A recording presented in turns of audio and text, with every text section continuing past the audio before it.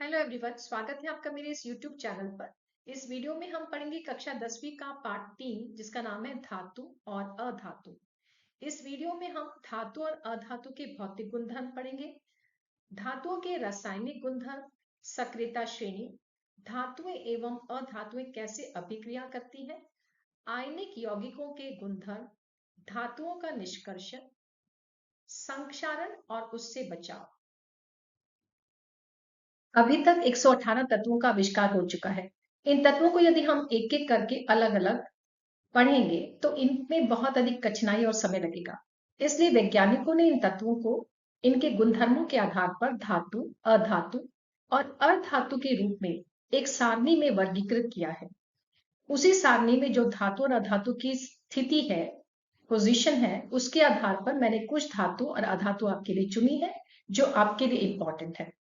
इन धातु और अधातुओं के संकेत आपको याद होने चाहिए, जैसे lithium Li, sodium, potassium, caesium, beryllium, magnesium, calcium, barium, chromium, molybdenum, manganese, iron, cobalt,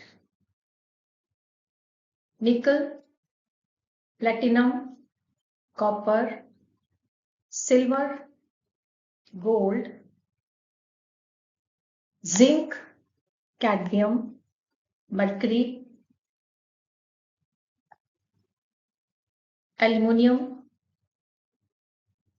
gallium, tin, lead. अधातु संख्या में धातुओं से कम होती है। उनमें से कुछ ही अधातु मैंने यहाँ चुनी है, जैसे carbon, nitrogen, phosphorus, oxygen, sulphur, fluorine, chlorine, bromine और आयोडीन। धातु को धातु क्यों कहते हैं और अधातु को अधातु क्यों कहते हैं? क्योंकि इनके लक्षणों में कुछ अंतर है, जिन्हें हम दो भागों में बांट सकते हैं, भौतिक गुणधर्म और रासायनिक गुणधर्म। भौतिक गुणधर्म में तत्व के कुछ ऐसे लक्षण आते हैं जो उसकी दिखावट दिखाते हैं, जैसे उसका रंग कैसा है, उसकी अवस्था ठोस, द्रव या गैस है, वह सख्त है या नरम है, उसका गलनांक या क्वथनांक है। तो इस स्लाइड में हम धातुओं के भौतिक गुणधर्म पढ़ेंगे। यदि धातु के भौतिक गुणधर्मों में कुछ अपवाद है तो उसे मैंने पीले रंग से दिखाया है और अधातु के लक्षणों को हरे रंग से दिखाया है। तो सबसे पहला लक्षण होता है धातु का कि इनकी सतह चमकदार होती है, लेकिन एक अधातु है जिसका नाम है आयोडीन, यह भी चमकदार होती है।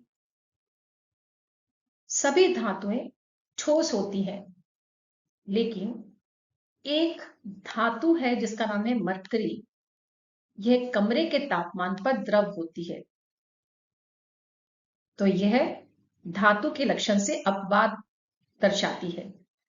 धातुएं सख्त होती हैं, लेकिन जो क्षारीय धातु हैं जैसे लिथियम, सोडियम, पोटेशियम, ये मुलायम होती हैं, इतनी मुलायम कि इन्हें चाकू से काटा जा सकता है। और कार्बन एक ऐसी धातु है जो अलग अलग रूपों में विद्यमान होती है। इसके प्रत्येक रूप को अपर रूप कहा जाता है। तो कार्बन का एक अपर रूप हीरा है, जो सबसे कठोर प्राकृतिक पदार्थ है, जबकि यह एक अधातु है और इसका गलनांक और क्वथनांक भी बहुत अधिक होता है। कुछ लक्षण धातु के हम अगले स्लाइड में पढ़ते हैं। धातु पीटने पर आवाज उत्पन्न करते हैं। धातु के इस गुणधर्म को ध्वनिक कहा जाता है। आपने देखा होगा जब स्कूल में लाइट चली जाती है तो घंटी बजाने के लिए किसी धातु को किसी छड़ से पीटा जाता है। धातुओं को पीटकर शीट या चादर बनाई जा सकती है। इस गुणधर्म को कहा जाता है आघात वर्धनीय। आपने अनुभव किया होगा, जो बर्तन बनाए जाते हैं वह धातुओं की चादर से बनाए जाते हैं। उन्हें मोड़कर। अगला लक्षण है धातुओं को खींचकर तार बनाई जा सकती है। इस गुणधर्म को तन्यता कहा जाता है। बिजली की तारें एल्युमिनियम और कॉपर की आपने देखी ही होंगी। धातुएं ऊष्मा की सुचालक है, यानी यदि हम धातु की एक छड़ ले लें और उसे एक तरफ से गर्म करें तो उसे दूसरी तरफ से भी हम गर्म पाएंगे, क्योंकि वह ऊष्मा की सुचालक है। धातुएं विद्युत की भी सुचालक है, यानी धातुओं में से विद्युत भी प्रवाहित होती है। यदि हम एक सिरे पर विद्युत प्रवाहित करेंगे तो दूसरे सिरे पर भी हम विद्युत प्रवाहित पाएंगे। अधातुएं विद्युत की कुचालक होती है, लेकिन कार्बन का एक अपर रूप ग्रेफाइट विद्युत की सुचालक है। तो यह एक अपवाद हुआ और इसीलिए इस ग्रेफाइट को इलेक्ट्रोड बनाने के लिए उपयोग में लाया जाता है। धातुओं का गलनांक अधिक होता है, लेकिन इसमें भी एक अपवाद है। धातु गैलियम और सीजियम हथेली पर रखने में पिघल जाते हैं, क्योंकि इनका गलनांक बहुत कम होता है। ब्रोमीन एक अधातु है, लेकिन यह कमरे के तापमान पर द्रव है। बाकी सभी अधातुएं ठोस या गैसीय अवस्था में होती हैं। अधातुओं के गुण धातुओं के गुण के विपरीत है, अपवाद को छोड़कर। लेकिन भौतिक गुणों के आधार पर हम तत्वों का वर्गीकरण नहीं कर सकते, क्योंकि इसमें कई अपवाद हैं। तत्वों को रासायनिक गुणधर्मों के आधार पर अधिक स्पष्ट रूप से धातु एवं अधातु में वर्गीकृत किया जा सकता है। तो यहाँ पे हम पढ़ते हैं धातुओं के रासायनिक गुणधर्म, जिसमें हम पढ़ेंगे धातु की हवा या ऑक्सीजन के साथ अभिक्रिया, जल के साथ अभिक्रिया, अम्ल के साथ अभिक्रिया, लवणों के साथ अभिक्रिया और अधातुओं के साथ अभिक्रिया। सबसे पहले देखते हैं धातु जब वायु में दहन करती है तो क्या होता है। धातु वायु में उपस्थित ऑक्सीजन के साथ अभिक्रिया करके धातु ऑक्साइड बनाती है। उदाहरण से समझते हैं, कॉपर ऑक्सीजन के साथ अभिक्रिया करके बनाती है कॉपर ऑक्साइड CuO। ऐसे ही एल्युमिनियम ऑक्सीजन के साथ अभिक्रिया करके बनाता है Al2O3 एल्युमिनियम ऑक्साइड। हम जानते हैं धातु अम्लीय है, लेकिन धात्विक ऑक्साइड प्रकृति में क्षारीय होते हैं, इसलिए ये लाल लिटमस को नीला करते हैं। कुछ धात्विक ऑक्साइड जैसे एल्युमिनियम ऑक्साइड और जिंक ऑक्साइड अम्ल और क्षारक दोनों के साथ अभिक्रिया करते हैं, इसलिए इन्हें उभयधर्मी ऑक्साइड कहा जाता है। आपको याद करना है उभयधर्मी ऑक्साइड क्या होते हैं और इनके उदाहरण भी। यहां पर देखते हैं कैसे ये अम्ल और क्षारक के साथ अभिक्रिया करते हैं। यहाँ पे हमने लिया Al2O3 एल्युमिनियम ऑक्साइड, अम्ल लिया हाइड्रोजन क्लोराइड, जिससे बना एल्युमिनियम क्लोराइड AlCl3 प्लस जल। ऐसे ही एल्युमिनियम ऑक्साइड क्षारक NaOH के साथ अभिक्रिया करके बनाता है सोडियम एल्यूमिनेट NaAlO2 प्लस जल। इसी तरीके से हम देख सकते हैं जिंक ऑक्साइड भी अम्ल हाइड्रोजन क्लोराइड के साथ अभिक्रिया करके बनाता है जिंक क्लोराइड ZnCl2 और जल। और जब यह सोडियम हाइड्रोक्साइड एक क्षारक के साथ अभिक्रिया करता है तो बनाता है Na2ZnO2। इसका नाम है सोडियम जिंकेट, साथ में बनता है जल। तो ये सभी अभिक्रियाएं आपको याद करनी है। पिछले स्लाइड में हमने पढ़ा था कि धातु और ऑक्सीजन मिलकर धातु ऑक्साइड बनते हैं। ये धातु ऑक्साइड जल में अघुलनशील है, लेकिन कुछ धातु ऑक्साइड जल में घुलकर क्षार प्रदान करते हैं, जैसे सोडियम ऑक्साइड और जल बनकर बनाता है सोडियम हाइड्रोक्साइड। ये क्षारीय प्रकृति का है, इसलिए यह लाल लिटमस को नीला करता है। इसी तरीके से पोटेशियम ऑक्साइड एक धातु ऑक्साइड है जो जल के साथ अभिक्रिया करके बनाता है पोटेशियम हाइड्रोक्साइड। कुछ धातु ऑक्सीजन के साथ बहुत अधिक तेज अभिक्रिया करते हैं, जैसे सोडियम और पोटाशियम। इसलिए इन्हें केरोसिन तेल में डुबोकर रखा जाता है। कुछ दूसरे धातु जैसे मैग्नीशियम, एल्युमिनियम, जिंक, ये धीमी अभिक्रिया करते हैं ऑक्सीजन के साथ और अपनी सतह पर ऑक्साइड की एक पतली परत बनाते हैं। आप यहाँ पे देख सकते हैं मैग्नीशियम के साथ जब ऑक्सीजन जुड़ी तो बना मैग्नीशियम ऑक्साइड, एल्युमिनियम के साथ जब ऑक्सीजन जुड़ी तो बना एल्युमिनियम ऑक्साइड। Fe या आयरन तीव्रता से नहीं जलता, लेकिन यदि हम इसके बदले लोहे का चूर्ण ले लें तो वह तीव्रता से जलता है। यह इसलिए है क्योंकि चूर्ण बनाने पर लोहे की सतह क्षेत्र बढ़ जाती है और इसलिए वह लौ में अधिक तीव्रता से जलता है। कॉपर का दहन नहीं होता, लेकिन यह काले रंग का कॉपर ऑक्साइड की परत से ढक जाता है। प्लेटिनम, चांदी और सोना ये ऑक्सीजन के साथ अभिक्रिया नहीं करते। चाहे हम तापमान को भी उच्च कर दें तब भी अभिक्रिया नहीं करेगी। तो आपने देखा कि हर धातु की अभिक्रिया करने की प्रवृत्ति अलग अलग है। अब बढ़ते हैं दूसरी अभिक्रिया, धातुओं की जल के साथ। जब धातु जल के साथ अभिक्रिया करते हैं तो वे बनाते हैं धातु ऑक्साइड और हाइड्रोजन।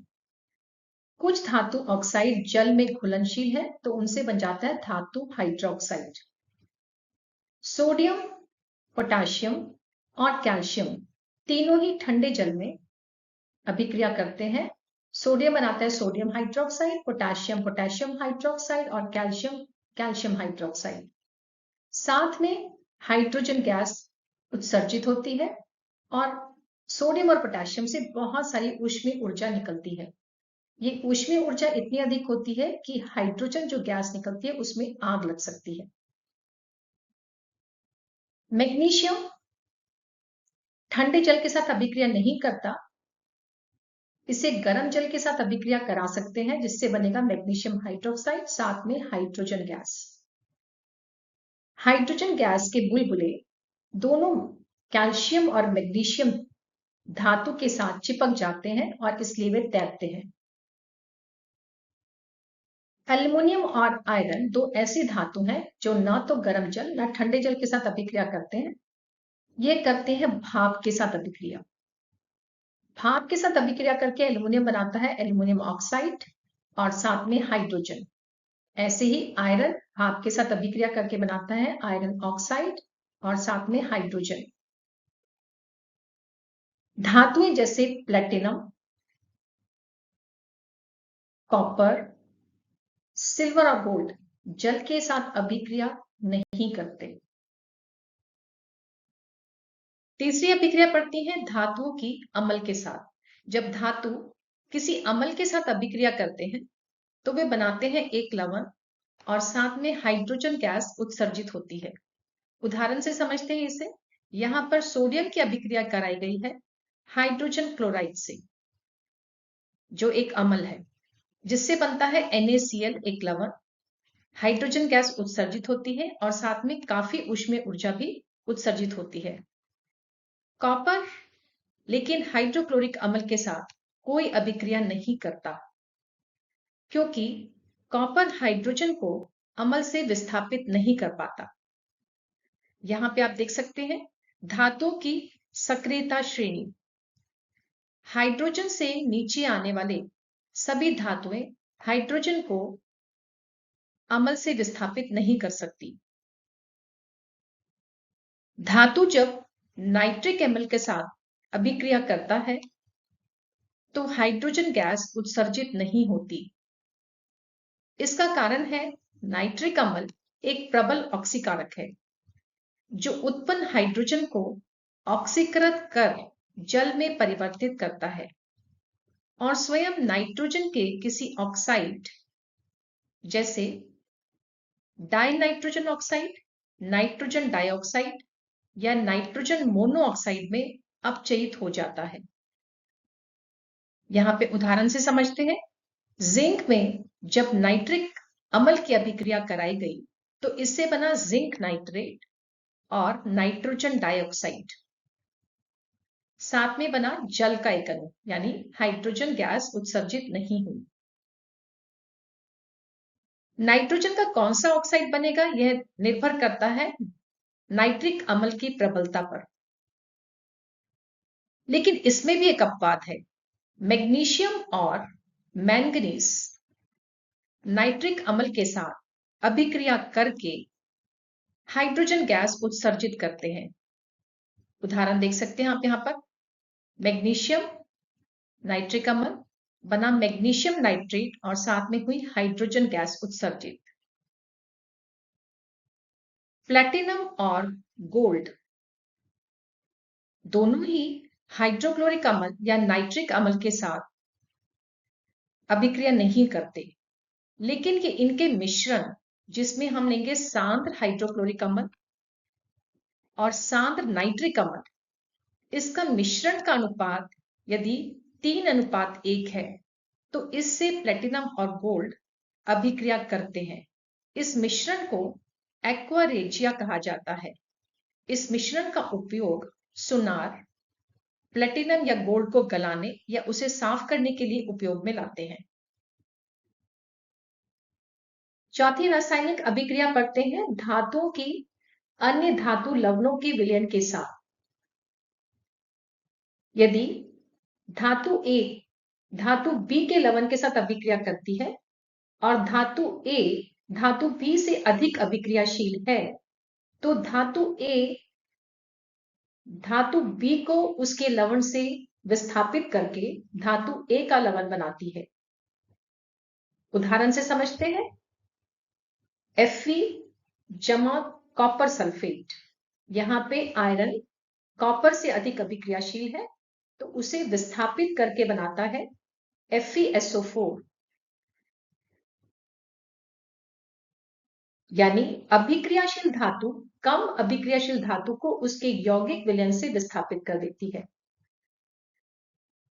सक्रियता श्रेणी में हमने पिछली स्लाइड में भी देखा था, ऊपर वाली धातुएं नीचे वाली धातुओं की अपेक्षा अधिक अभिक्रियाशील हैं, तो ये कम अभिक्रियाशील धातुओं को उनके विलयन से विस्थापित कर सकती हैं।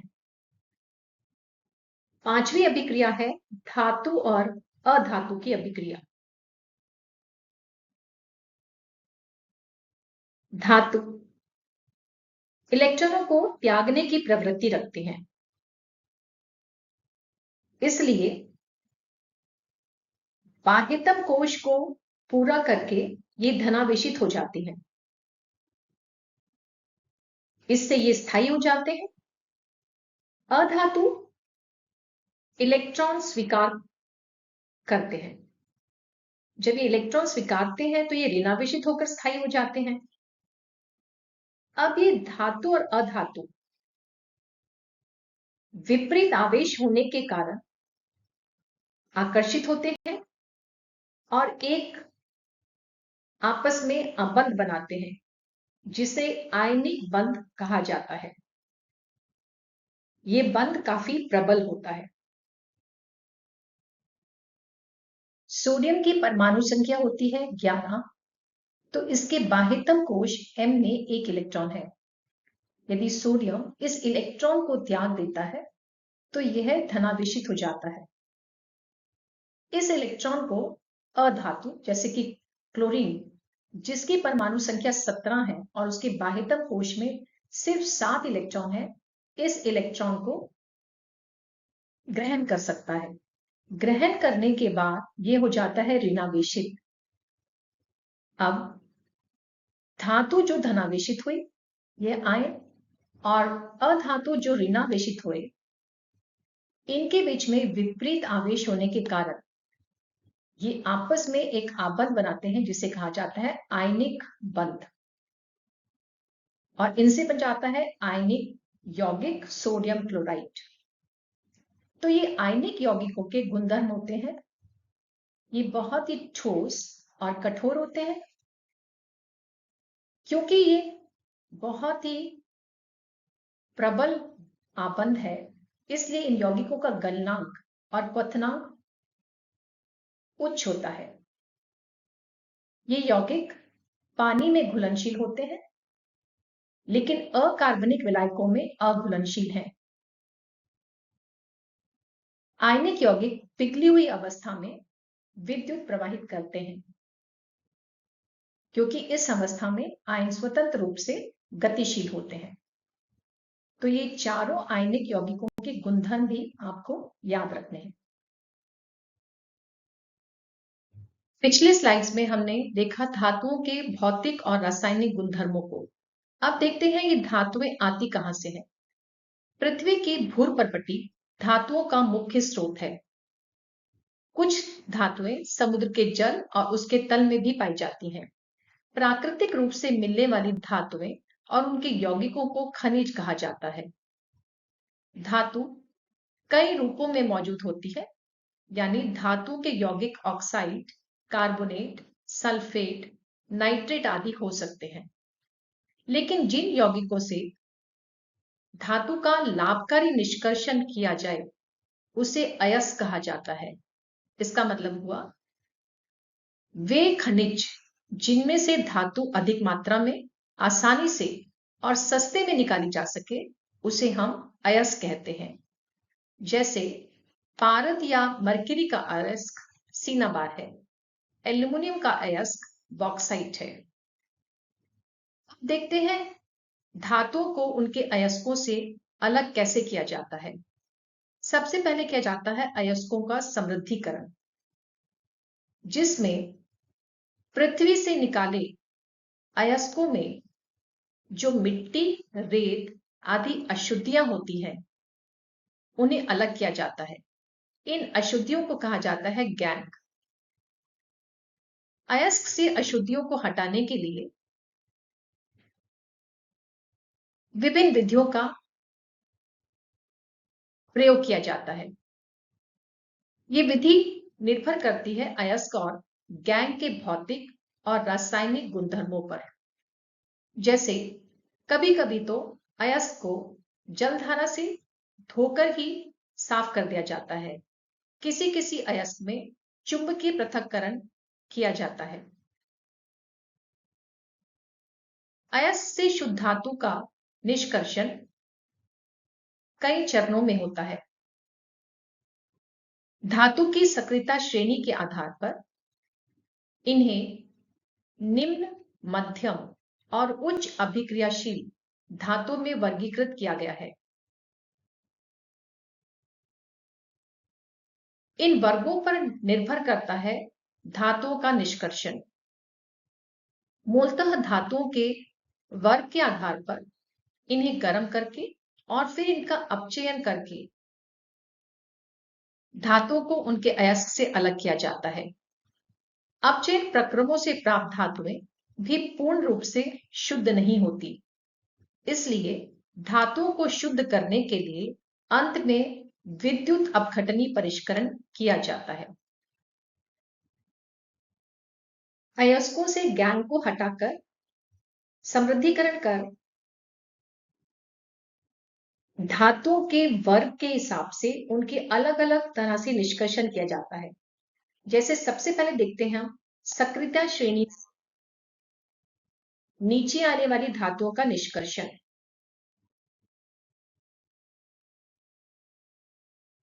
इस वर्ग में आते हैं मरकरी और कॉपर। सक्रियता श्रेणी में नीचे स्थान रखने वाली धातुएं अक्रियाशील होती हैं। इन धातुओं के ऑक्साइड को गर्म करके आसानी से धातु में परिवर्तित किया जा सकता है। जैसे मर्क्यूरिक सल्फाइड को जब गर्म किया जाता है तो उससे बनता है मर्क्यूरिक ऑक्साइड और सल्फर डाइऑक्साइड। ये मर्क्यूरिक ऑक्साइड ऊष्मा से मर्क्यूरी में परिवर्तित हो जाता है। इसी तरह कॉपर सल्फाइड के रूप में उपलब्ध तांबे को केवल वायु में गर्म करके अयस्क से अलग किया जा सकता है।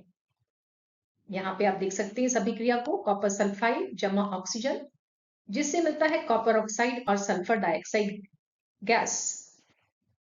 कॉपर ऑक्साइड इस कॉपर सल्फाइड की उपस्थिति में बन जाता है कॉपर और सल्फर डाइऑक्साइड। तो नीचे आने वाली धातुओं का निष्कर्षण सिर्फ ऑक्साइड को गर्म करके ही हो जाता है। सक्रियता श्रेणी के मध्य में स्थित धातुओं का निष्कर्षण, जिसमें आते हैं धातु आयरन, जिंक, लेड और कॉपर। ये धातुएं सल्फाइड या कार्बोनेट के रूप में पाई जाती हैं। इन रूपों को पहले ऑक्साइड में परिवर्तित किया जाता है, क्योंकि धातुओं को उनके ऑक्साइड से निकालना अधिक आसान होता है। अगली स्लाइड में देखेंगे कैसे इन धातुओं का निष्कर्षण किया जाता है।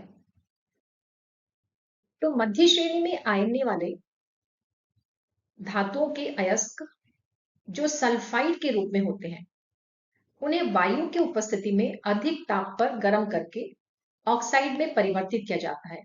इस विधि को भर्जन कहा जाता है। आप देख सकते हैं जिंक सल्फाइड जमा ऑक्सीजन को गर्म करके बनता है जिंक ऑक्साइड और सल्फर डाइऑक्साइड। इस मध्य श्रेणी में स्थित जो अयस्क कार्बोनेट के रूप में है, उन्हें सीमित वायु में अधिक ताप पर गर्म करके ऑक्साइड में परिवर्तित किया जाता है। इस विधि को निस्तापन कहा जाता है। तो यहां पर देखते हैं हम जिंक कार्बोनेट को सीमित वायु में जब गर्म किया जाता है तो उससे बनता है जिंक ऑक्साइड जमा कार्बन डाइऑक्साइड। भर्जन और निस्तापन में अंतर आपसे पूछे जा सकते हैं। एक सल्फाइड अयस्क का है, दूसरा कार्बोनेट का। एक में वायु की उपस्थिति में उसे गर्म किया जाता है, दूसरा वायु सीमित वायु में। तो ये अंतर आपको दोनों याद रखने हैं।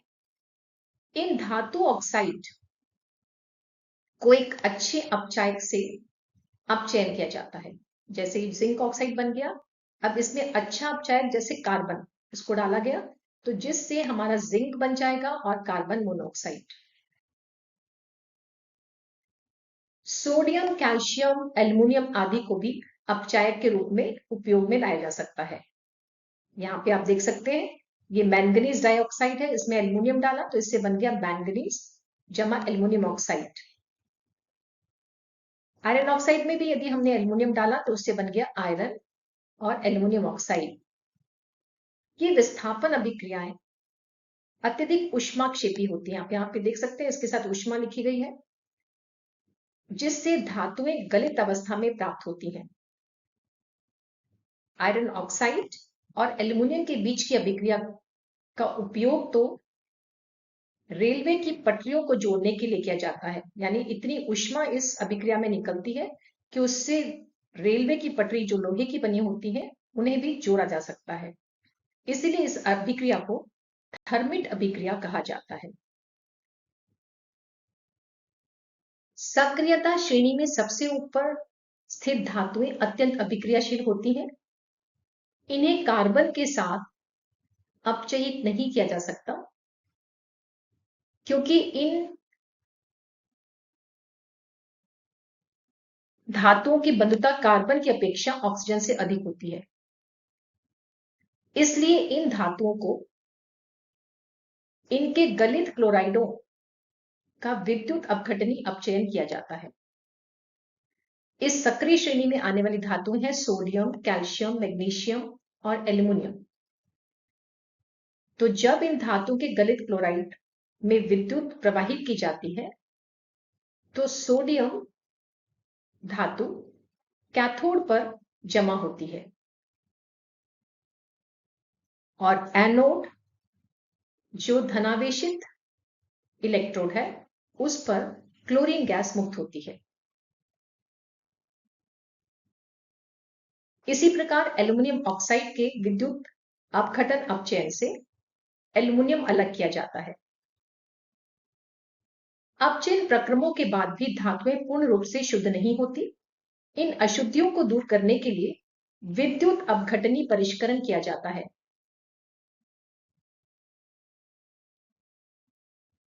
जैसे कि कॉपर, जिंक, टिन, निकल, गोल्ड और सिल्वर का। तो समझते हैं कैसे ये परिष्करण किया जाता है। अगर हमें कॉपर का परिष्करण करना है तो शुद्ध धातु की पतली परत को हम कैथोड और अशुद्ध धातु कॉपर को हम एनोड बनाएंगे। धातु के लवण विलयन यानी कॉपर सल्फेट का उपयोग हम विद्युत अपघट्य के रूप में करेंगे। यहाँ पे आप चित्र में देख सकते हैं कॉपर सल्फेट विद्युत अपघट्य। ये कैथोड कॉपर की पतली परत है जो शुद्ध धातु है और एनोड अशुद्ध धातु है। विद्युत धारा प्रवाहित करने पर तांबे के आयन एनोड से निकलकर कैथोड पर जमा हो जाते हैं। अविलेय अशुद्धियां एनोड की तली पर इकट्ठी हो जाती हैं जिसे एनोड पंख कहा जाता है। तो इस तरीके से एनोड से कैथोड पर शुद्ध धातु परिष्कृत होती है। जब धातुएं खुली हवा के संपर्क में आती हैं तो हवा में उपस्थित गैसें जैसे कार्बन डाइऑक्साइड, सल्फर डाइऑक्साइड, उसमें उपस्थित आर्द्रता, लवण के कारण धातु एक यौगिक की परत से ढक जाते हैं जिससे धातुओं के गुणों में परिवर्तन आ जाता है और उसे कहा जाता है कि धातुएं संक्षारित हो गई। आपने देखा होगा चांदी को यदि खुले में रखा जाए काफी दिन के बाद तो वह काली पड़ जाती है क्योंकि हवा में उपस्थित हाइड्रोजन सल्फाइड गैस उसे संक्षारित कर काला बनाती है। इसी तरीके से कॉपर हवा में उपस्थित कार्बन डाइऑक्साइड से कॉपर कार्बोनेट बनाकर हरी परत से ढक जाता है।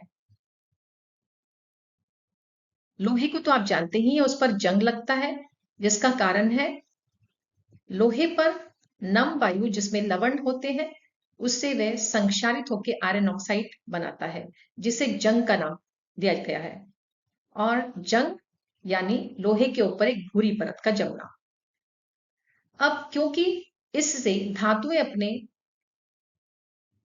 असल गुणों को त्याग देती हैं इसलिए उनके संक्षारण से सुरक्षा करने की आवश्यकता है। संक्षारण से सुरक्षा करने के लिए हम धातुओं पर पेंट कर सकते हैं, तेल लगा सकते हैं या ग्रीस लगा सकते हैं।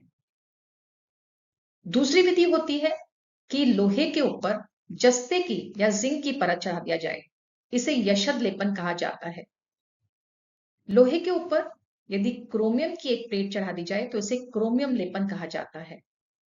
एल्युमिनियम का यदि ऑक्साइड बनाकर उससे संक्षारण से बचाव किया जाए तो उसे एनोडीकरण कहा जाता है। तीसरा तरीका है धातुओं के गुणों को बेहतर बनाने के लिए दो या दो से अधिक धातुएं अथवा एक धातु और एक अधातु का समांगी मिश्रण बनाना। इस मिश्रण को मिश्रातु कहा जाता है। मिश्रातु के गुण धातुओं से अलग होते हैं। जैसे कांसा एक मिश्रातु है जो तांबा और टिन से बना है। तांबा विद्युत का सुचालक है लेकिन कांसा विद्युत का कुचालक है। सोल्डर जो लेड और टिन का एक मिश्रातु है। इसका गलनांक बहुत कम होता है और इसीलिए इसे तारों को जोड़ने के लिए उपयोग में लाया जाता है। शुद्ध सोना बहुत नरम होता है और इससे आभूषण बनाने में कठिनाई होगी। इसलिए शुद्ध सोने में चांदी और तांबा मिलाकर उसे सख्त किया जाता है ताकि आभूषण बनाने में आसानी हो और आभूषण टूटे ना। अमलगम पारद का एक मिश्रातु है जिसमें कोई अन्य धातु को मिलाया जाता है। स्टेनलेस स्टील ये तो हम रोज अपने किचन में इस्तेमाल करते हैं। इसके बर्तन जो लोहे, निकल और क्रोमियम का मिश्रातु है। अगर हम लोहे के बर्तन इस्तेमाल करते तो उस पर जंग लग जाता लेकिन स्टेनलेस स्टील पर जंग नहीं लगता। पीतल इस्पात भी तांबा और जस्ता का एक मिश्रातु है। तो ये सभी मिश्रातुओं के जो धातु और अधातु जिनसे मिलकर ये बनते हैं, उन्हें आपको याद करना है। मैं आशा करती हूँ इस वीडियो को देखकर आपको धातु और अधातु के बारे में काफी कुछ समझ में आ गया होगा। फिर भी अगर आपको कोई डाउट है तो नीचे दिए गए कमेंट सेक्शन में आप अपने डाउट्स को लिखकर भेज सकते हैं। जो भी पोर्शन मैंने हाईलाइट किया है उसे याद करना है आपको। और अगर आपको फिर भी कोई डाउट रह जाता है तो नीचे दिए गए कमेंट सेक्शन में आप अपने डाउट्स को लिखकर भेज सकते हैं। मैं उनके उत्तर देने की पूरी कोशिश करूंगी। अगर आपने मेरा वीडियो अभी तक लाइक और सब्सक्राइब नहीं किया तो उसे सब्सक्राइब कीजिएगा, ताकि आपको आगे आने वाले वीडियोस के नोटिफिकेशन भी समय पर मिलते रहें। Thank you for watching this video and have a nice day.